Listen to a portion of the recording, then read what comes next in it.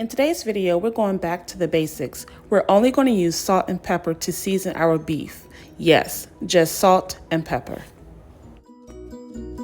I'm going to start off by using these beef chunks that you can find in the grocery store labeled as beef chunks for stew, okay? Now, all you need for this dish for the seasoning is salt and pepper. Use the amount that you think is best, but if you're going to use a traditional table salt like Morton's, make sure that you're not so heavy-handed on that salt because that salt is already finely ground and you don't want to oversalt your dish.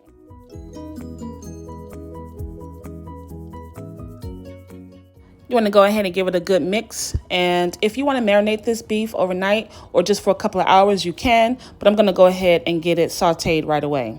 Now, the saute is going to be a light saute because we're going to put this beef in the oven. So what we want to do here is just brown this beef on both sides before putting it in the oven.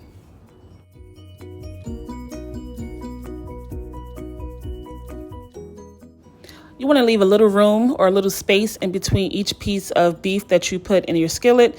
Don't dump it all in at once because what's going to happen is you're going to quickly lower the temperature of your oil in the skillet and cause this beef to steam instead of getting a nice brown color on each side.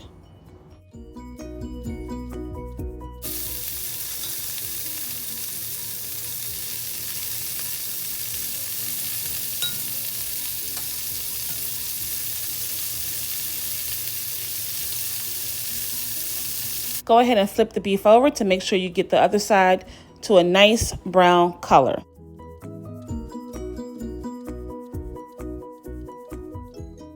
I'm going to also add some red potatoes along with some onions. I just gave the onions a rough chop and I pretty much gave a nice cube size to the red potatoes.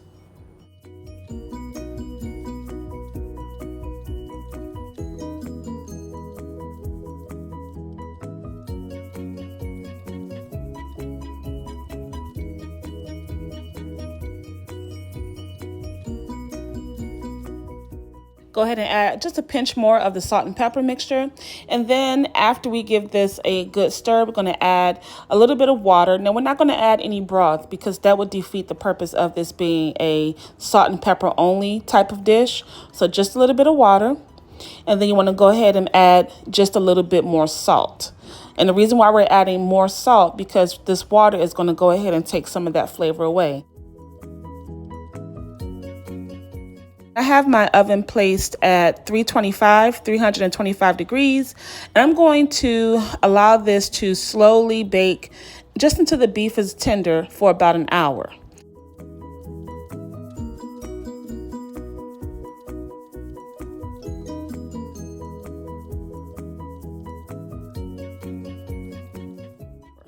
Now, about 45 minutes or so into the cooking process, I'm going to remove that foil so that the top of that beef can get even more caramelization and color onto the top of it.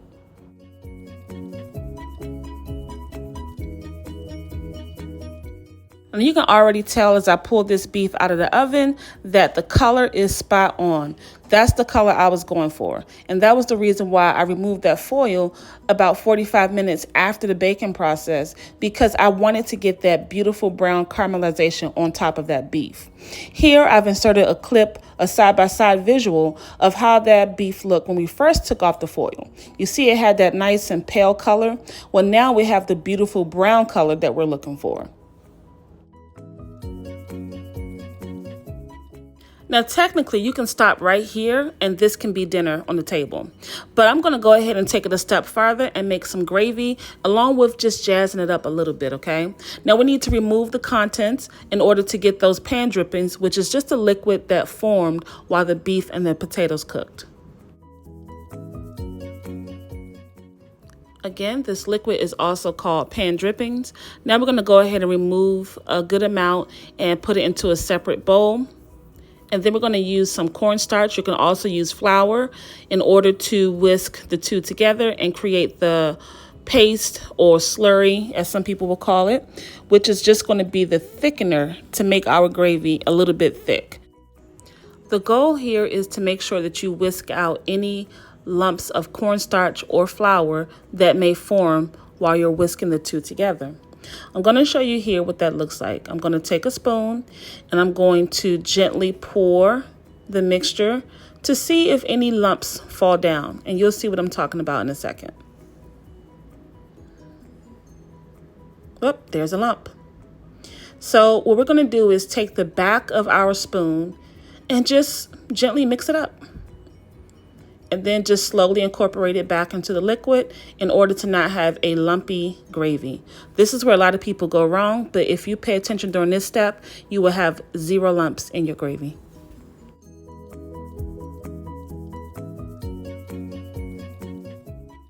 You want to go ahead and begin whisking right away so that you do not form clumps again, because that can also happen at this stage too. What we're going to end up seeing is that you'll get like a nice congealed texture beginning to form. That is just the cornstarch and the pan drippings starting to marry, okay? But you got to keep whisking at this point so that this does not clump up or lump up on you, okay? Now, once it gets to a really thick consistency, go ahead and use some more water to thin it out, okay? Now, you can have your gravy as thick or as thin as you like it, and this is the time to do it. When I removed the beef and potatoes from the pan drippings, I left the onions in the pan drippings. So if you see something white floating around, those are not lumps. Those are just pieces of onion. Now we're going to go ahead and add our beef and potatoes back into the gravy. Again, I wanted a light gravy. I didn't want it to be too thick.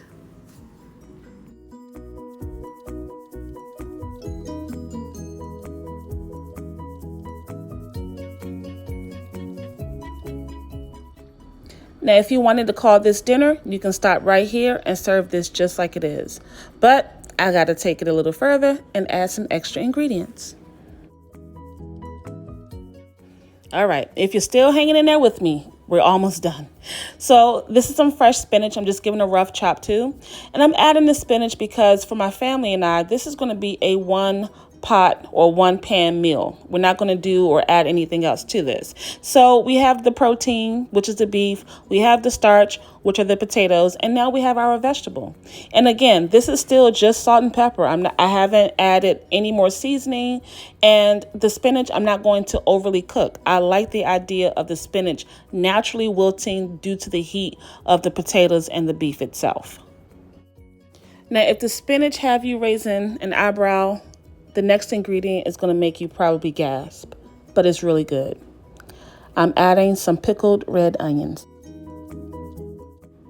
After simmering for just about 10 minutes total, the onions are now a little more translucent. They're not as bright red anymore because that vinegar has had a chance to sort of dissolve into the dish itself.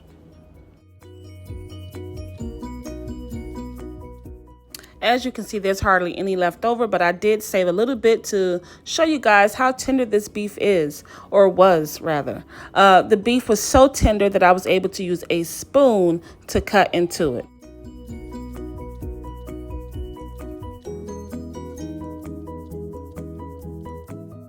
All right, we've reached the end. Here's the final product of our salt and pepper beef stew. Now remember, you don't have to do all of the extra ingredients that I put in here at the end.